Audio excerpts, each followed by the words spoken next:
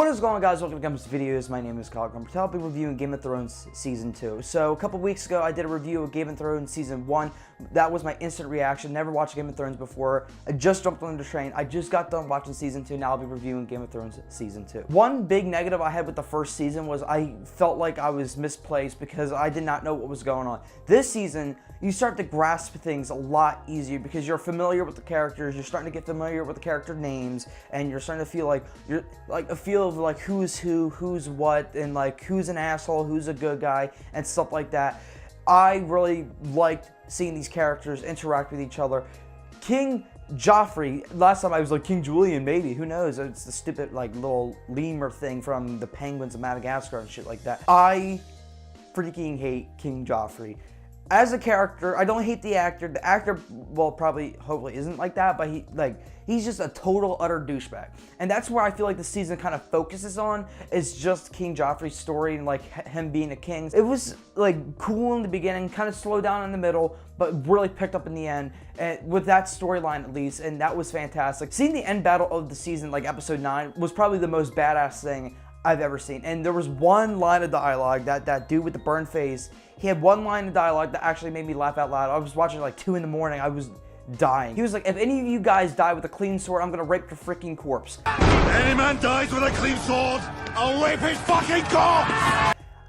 Pretty dark shit, but you know, I laughed out loud. It was like raunchy, but natural. See, that's the kind of comment I like, that feels natural, doesn't seem forced. It seemed like it's something he would say. And another thing I really liked was Jon Snow stuff. I loved seeing the outside of the wall. That was pretty cool stuff. You get to see some wilders, or whatever the hell they're called. Like, yet again, I'm sorry, I'm horrible with names, but you get to see some of those characters.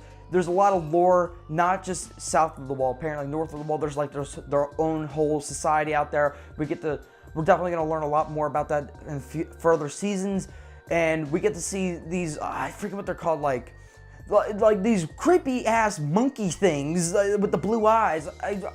I forget what they're called, but like I remember in season 1 they were like, oh, these guys haven't showed up for like thousands of years. What makes you think they're here now? They're pretty fucking scary.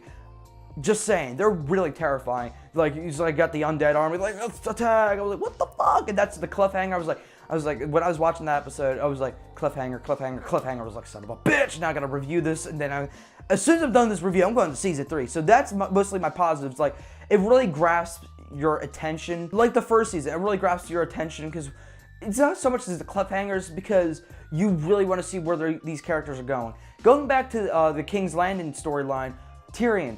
I freaking love Tyrion, okay? Because even though he's a Lannister, and the Lannisters are douchebags, he is the most likable, one of my favorite characters of the entire show so far. Like, he is like borderline asshole, but not like douche. Like, he fucks with the right people. He's like, oh, I love playing this game. I just love his storyline. Like, him and his girlfriend, him just like, I just like him as a character. He's the most, I won't say I relate to him the most, I just feel for him the most. But he doesn't go around complaining and crying. He hates King Joffrey, and that's his cousin, I think, one of them. He's like, I don't like you because you're just a coward and you're like this and that. He wants things to be running smoothly. Unlike the queen, the king, the freaking father. Like, I just love him because he wants to get shit done, and he does it the right way. That's why I really like him. And some of the Stark characters, I feel like they're not one-dimensional so far. They have depth to them, but I feel like they're kind of cliche. Like, we're the hardcore badasses, like Jon Snow, even though he's not a Stark, but he's like, he's grew up with the Starks. Like, all the Starks so far are just like kind of stingy, like warriors, like we're gonna fight for honor. But they're more likable than the Lannisters for obvious reasons. Now, getting to the negatives I have with the show is definitely the way they cut between stuff back and forth between different storylines. The first season did it fine for me, but this time I felt like it was interrupting his story. Like, I was getting really invested in, because either it was too short, and when I was like trying to catch up on what was going on, they cut, or it was going on too long, so I was investing my time into that scene, and then boom, they cut to a different place. So I felt like on that aspect it was not annoying, but it kind of bothered me low-key, because I was just investing in that one storyline, or I wasn't invested enough, and then they just cut. I was kind of upset we didn't get to see a lot of Khaleesi, I think that's her face, Khaleesi from the Dothraki. We didn't get enough of her storyline, and I was really interested in seeing her stuff, because like, you got dragons and you know, you got mages and shit like that over there. I was like, let's go over there. There's a lot of shit going on. Just each episode, if she was in an episode, she was only in it for like 10 minutes, and that was it. And the show's like 55 minutes long, each episode. You would be lucky if she gets 10 minutes. So I wish they would shine a little bit more light on her, but I feel like it's because they didn't have enough story for her, but I feel like there's so much to that storyline. Maybe it's just a slow burn for that side, but other than that, this season is great. Not as good as the first one in my opinion, but I'm glad I'm starting to grasp the whole story and what is going on. So I'm gonna give this season 4 out of 5 stars. It was very entertaining. I'm glad I'm starting to grasp everything, because I'm not a very smart guy when it comes to grasping universes and getting it in such a small amount of time. But I'm glad I'm getting there.